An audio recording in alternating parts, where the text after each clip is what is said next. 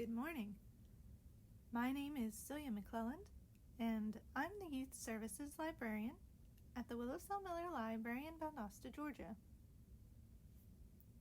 Today I'm going to be going over a resource on this list of Election 2020 resources that was compiled by Gary Price in October of 2020. Now, this particular resource is useful beyond the election.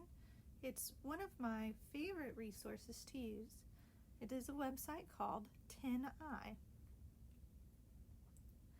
TinEye is a reverse image search, which can be used to find when and where images have appeared and are appearing online.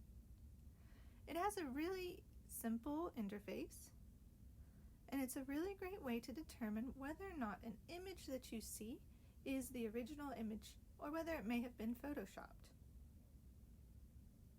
Here's an example. So this image is an image of the Queen of England,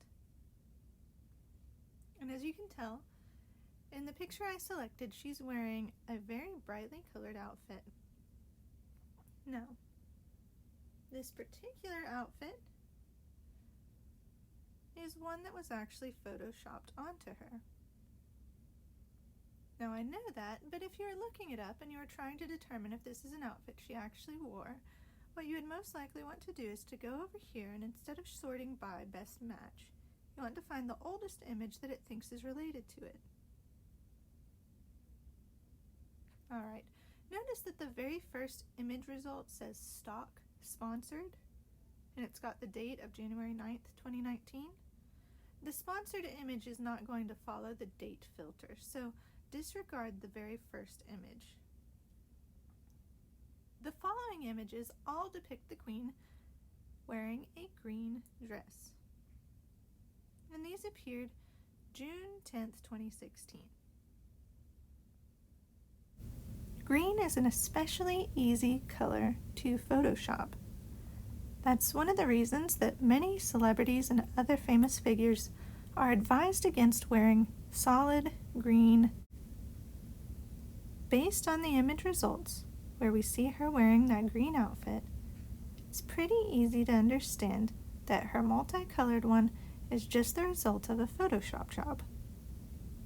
Now, this particular example of photoshopping an outfit is pretty harmless, but there are other ways that people can Photoshop things to make it look like they support causes they don't, to make it look like they're wearing profanity-laden clothes, or even to make it look like maybe they were doing something inappropriate. These things are far less harmless, and TinEye can be a wonderful resource for determining which photos are the original photo and which ones have been edited. I hope this brief tutorial was useful to you. If you need additional help, you can check out the How to Use TinEye link on the main page of the TinEye website.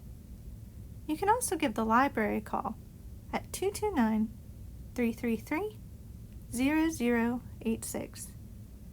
Thank you very much for joining me today. I hope you had a good time learning about this resource.